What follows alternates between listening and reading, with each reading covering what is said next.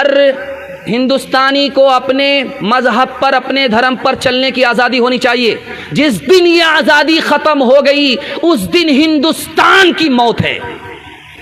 1985 में राजीव गांधी जी ने कहा, तुम कहते हो इस्लाम, तुम कहते हो मुसलमान, मुसलमानों का कानून औरत के लिए इतना बेहतरीन है कि पूरी दुनिया का कानून मुसलमानों के कानून से मुकाबला नहीं कर सकता। 1972 में VR कृष्णा चीफ जस्टिस थे। उन्होंने कहा, एक बूढ़े की शादी हो गई जवान लड़की से। अब वो जवान लड़की को पता चला ये तो सूखी लकड़ी है, इसके साथ हमारा गुजारा नहीं होगा। उसने जाकर के केस किया और अदालत ने मुस्लिम पर्सनल लॉ के हिसाब से फैसला किया कि अगर लड़की जवान है, उसका शौहर बूढ़ा है और लड़की का मुतालबा उसके साथ नहीं रहना है तो लड़का को तलाक देनी पड़ेगी, लड़की को महर माफ़ करना होगा। अब देखिए अदालत में मुस्लिम पर्सनल लॉ पर गैर मुस्लिम अमल कर रहे हैं, क्योंकि भलाई इसी में है। जवान लड़की को बूढ़े के गले में बांधा नहीं जा सकता। जानते हैं उस VR कृष्णा ने क्या कहा? मुसलमानों ने औरत को मर्द के बराबर कर दिया, मर्द को औरत के बराबर कर दिया। अगर मर्द बीवी को छोड़ना चाहता है तो तलाक दिया, और अगर औरत शौहर को छोड़ना चाहती है तो खुला दिया। इसके साथ भी इंसाफ किया, उसके साथ भी इंसाफ किया। एक खास बात सुनिए, हिंदुस्तान की कानून में दफ़ा 44 है। उस 44 में लिखा है कि एक मुल्क होना चाहिए, एक कानून होना चाहिए। लेकिन इसका सीधा सा जवाब दिया है कि अगर सिख का निकाह हो जाए, सिख से कोई झगड़ा नहीं होता, और अगर मुसलमान का निकाह मुसलमान से हो जाए, किसी कोई झगड़ा नहीं होता। ईसाई का निकाह ईसाई से हो जाए, कोई झगड़ा नहीं होता। लेकिन अगर इसके बरक्स हिंदू लड़की हो, मुसलमान लड़का हो, मुसलमान लड़की हो, हिंदू लड़का हो, तो ऐसा झगड़ा होता है कि खून की नदियां बह जाती हैं, लड़की की जान चली जाती है, लड़के की जान चली जाती है, जिंदा जला करके मार दी जाती है। ये किस वजह से? यकसा सिविल कोड की वजह से।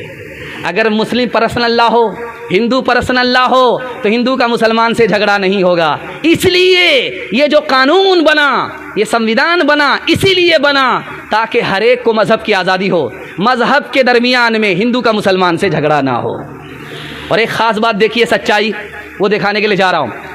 एक दफ़ा है हिंदुस्तान की, उसका नाम है दफ़ा 38 में लिखा हुआ है कि गरीब और अमीर दोनों को बराबर होना चाहिए, मज़दूर और वज़ीर आज़म दोनों को बराबर होना चाहिए, गरीबी को ख़त्म होना चाहिए, दोनों की तनख्वाह बराबर होनी चाहिए। लेकिन 2017 की रिपोर्ट है, पूरी दुनिया में बेरोज़गार कितने लोग हैं? 20 करोड़ लोग हैं। और 2018 की रिपोर्ट है, सबसे बड़ा बेरोज़गार मुल्क कौन सा है? तो लिखा हिंदुस्तान। हिंदुस्तान दुनिया का सबसे बड़ा बेरोज़गार मुल्क है। 1992 में सुप्रीम कोर्ट में एक केस आया। उस केस में क्या था? लड़की का कहना था मेरी खातिर अपने माँ बाप को छोड़ना पड़ेगा। लड़का बोला ऐसा कैसे करेंगे? लोग कहेंगे ये ज़नमुरीद है, जोरू का गुलाम है। दुपट्टे की हवा खा करके माँ बाप ही को छोड़ दिया। अब लड़का परेशान। 1992 में ये केस दाखिल हुआ है। लड़की ने केस किया है कि मेरी खातिर, मैं तुम्हारी बीवी हूँ, तुम मेरे शौहर हो, मैंने तुम्हारी खातिर माँ बाप को छोड़ दिया, ख़ानदान को छोड़ दिया, तुमको मेरी खातिर माँ बाप को छोड़ना पड़ेगा। सुप्रीम कोर्ट में केस आया। गौर करने की बात है, हिंदू पर्सनल लॉ ख़त्म हो चुका 1954 में, और ये केस आया है हिंदुओं का 1992 में। सुप्रीम कोर्ट के जजों ने क्या फ़ैसला किया वो आपको सुन करके हैरत होगी। उन्होंने कहा बेटा बीवी को तो छोड़ सकता है, माँ बाप को छोड़ नहीं सकता। और वकील ने दलील पूछी कि आप कहाँ से कह रहे हो? कहा हर मज़हब में माँ बाप को छोड़ा नहीं जा सकता, चाहे वो हिंदू धर्म हो, चाहे वो इस्लाम हो, चाहे वो सिख हो, और ईसाई की तो बात हम करते नहीं हैं। ये 3 धर्म के लोगों का हाल है, इनके रीत और रिवाज का हाल है कि बीवी की खातिर माँ बाप को छोड़ा नहीं जा सकता। अगर हिंदू पर्सनल लॉ पर फैसला होता तो ये फैसला होता कि माँ बाप को छोड़ देना पड़ेगा, बीवी को रखना है, माँ बाप को छोड़ना है। लेकिन देखिए ज़मीर जिंदा है, मजहब जिंदा है तो इंसानियत जिंदा है, मजहब नहीं तो इंसानियत ख़त्म। और ध्यान से सुनिएगा, महाभारत में लाखों लोगों की जान गई है। जानते हैं किसकी वजह से? एक कानून होने की वजह यकसा सिविल कोड की वजह से। गुरु ग्वालकर थे, उन्होंने कहा कि यकसा सिविल कोड नहीं होना चाहिए। और 1984 की रिपोर्ट है अक़वाम मुत्तहिदा की, दुनिया का सबसे बड़ा जाहिल मुल्क कौन है? हिंदुस्तान है। यहाँ पर 62% मर्द जाहिल हैं, 72% औरत जाहिल है। सबसे बड़ा बेरोजगार मुल्क हिंदुस्तान, सबसे बड़ा जाहिल मुल्क हिंदुस्तान। लेकिन इसकी किसी को फिक्र नहीं है, हुकूमत को भी मतलब नहीं है, अदालत को भी मतलब नहीं है, मीडिया को भी कोई मतलब नहीं है। अच्छा, इससे आगे सुनिए, 39 में लिखा हुआ है अमीर और गरीब दोनों को इंसाफ मिलना चाहिए, जल्दी से मिलना चाहिए। लेकिन आप देख लीजिए, डिस्ट्रिक्ट अदालत है, 2016 की रिपोर्ट है इंडियन एक्सप्रेस की कि 2,81,25,066 मुकदमे डिस्ट्रिक्ट कोर्ट में पेंडिंग में है। इधर किसी का ध्यान नहीं है। और आगे देख लीजिए, एक दफ़ा 47 है, उसमें लिखा हुआ है कि पूरे मुल्क में शराब को बंद होना चाहिए। दफ़ा 47 में लिखा हुआ है कि पूरे मुल्क से शराब को बंद होना चाहिए। महात्मा गांधी जी हाथ जोड़ करके कहते थे, लोगों, अगर तुम्हारा बेटा शराब पिएगा तुम्हारा घर तरक्की नहीं करेगा, और तुम्हारे बेटे को अगर तरक्की नहीं होगी तुम्हारा मुल्क तरक्की नहीं करेगा। खुदा के वास्ते शराब को बंद करो, तुम्हारा बेटा भी तरक्की करेगा, मुल्क भी तरक्की करेगा। शराब के होते हुए, शराब को घर में आम होते हुए ये मुल्क कभी तरक्की नहीं कर सकता। लेकिन शराबबंदी नहीं हुई, बिहार में शराबबंदी हुई, पूरे हिंदुस्तान में शराब पी जा रही है। इस पर कोई आवाज़ नहीं उठा रहा है। मसला क्या है? क्यों यकसा सिविल कोड की बात हो रही है?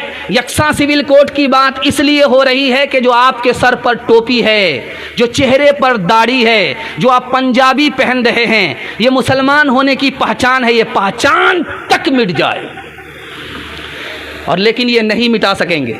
मैं आपसे कहता हूँ, कारी मोहम्मद तैयब साहब रहमतुल्लाह अलैह कहते हैं कि मुस्लिम पर्सनल्लाह की हिफाजत का वादा अल्लाह ने कर रखा है, लेकिन हम क्यों आवाज़ उठाते हैं? ताकि इसकी बरकत से अल्लाह हमारी हिफाजत फरमाए। इस्लाम की हिफाजत तो अल्लाह ने वादा किया है, लेकिन मुसलमान की हिफाजत का वादा नहीं है। हम इस्लाम की हिफाजत इसलिए चाहते हैं ताकि हमारी हिफाजत हो जाए। हाथ उठा करके वादा कीजिए, हमारी तरफ से दाढ़ी सिख रखेगा, हाथ उठाइए इंशाअल्लाह। पगड़ी सरदार रखेगा, हाथ उठाइए इंशाअल्लाह।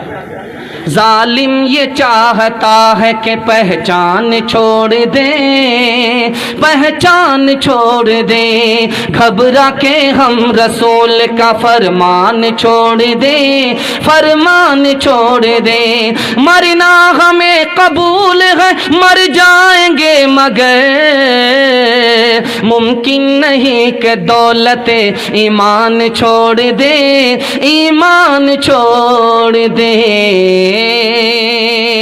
जलसा मुकम्मल हो गया। अब आपसे वादा लेना चाहता हूँ, आपके घर में कभी मुसीबत नहीं आएगी।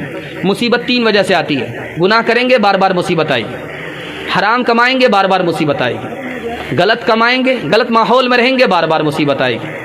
आप हराम से निकल जाइए, गुनाह से निकल जाइए, गलत माहौल से निकल जाइए, मैं मसनद रसूल पर गारंटी लेता हूँ आपके घर में कभी मुसीबत नहीं आएगी। हाथ उठा करके वादा कीजिए, इंशाअल्लाह गुनाह नहीं करेंगे, गलत नहीं कमाएंगे, गलत माहौल में नहीं जाएंगे। आपका ये जलसा जो आपने सुना है ज़िंदगी भर के लिए कामयाब हो जाएगा। सिर्फ आपको 3 काम करने हैं। हाथ उठा करके वादा कीजिए, अल्लाह की इबादत करेंगे, रसूलुल्लाह की इताअत करेंगे, मखलूक की खिदमत करेंगे। न किताबों से, नवाज़ों से, नज़र से पैदा दीन होता है, बुजुर्गों की नज़र से पैदा। नहीं सीखा इन्होंने दीन रहकर शेख के घर में, पले कॉलेज के चक्कर में, मरे साहब के दफ्तर में थे, केक के चक्कर में तो रोटी भी गई, बड़ी शेख की इताअत में थे तो छोटी भी गई। न मानी बात